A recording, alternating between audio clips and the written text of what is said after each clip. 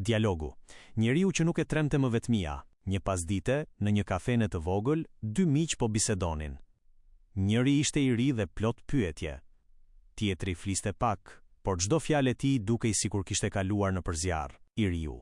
Më thuaj diçka, kush është njeriu më i rrezikshëm që mund të takosh? Plaku. Jo ai që bërtet. Jo ai që kërcënon. Më i rrezikshmi është ai që u shërua vet. I riu. Si mund të jetë i rrezikshëm një njeri i shëruar? Plaku. Sepse nuk u ngrit fal duar trokitjeve të askujt. Kur ra, nuk kishte dorë që ta ngrinte. U ngrit vet. E ndërtoi jetën gur pas guri, me duart e veta. I riu. Atëherë nuk e shqetëson më se çfarë thon të tjerët. Plaku. Pikërisht. Opinioni njerëzve humbet fuqinë mbi dikë që ka kaluar ferrin vetëm. Kur e ke parë veten në fund të humnerës dhe ke gjetur rrugën për t'u ngjitur pa ndihmën e askujt, nuk jeton më për miratimin e botës. I riu. Po braktisja. Të gjithë kanë frikë të mbeten vetëm. Plaku. Vetëm ata që nuk e kanë provuar. Ai që ka kaluar ne të tëra me të shoqërinë e heshtjes, nuk trembet më prej saj. Braktisja nuk është më kërcënim. Është një kapitull që e ka lexuar dhe e ka mbyllur. I riu. Kjo do të thotë se nuk kërkon më që të tjerët ta vlerësojnë? Plaku. Ai mëson të besojë te vetja. Nuk vrapon pas njerëzve për pak vëmendje. Nuk lutet për dashuri.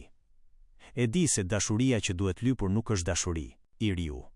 Po nëse njerëzit largohen, Plaku. Atëherë le të largohen.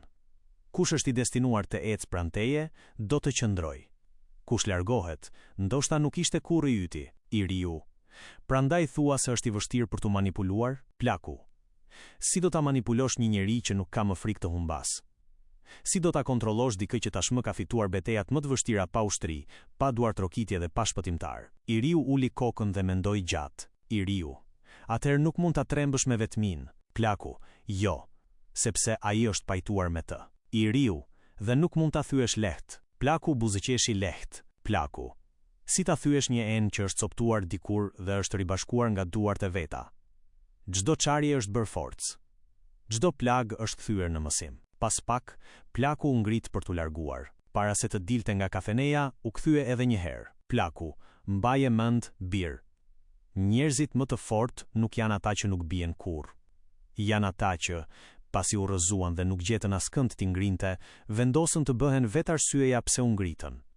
Dhe që nga ajo ditë, askush nuk mund t'u marrë më lirinë.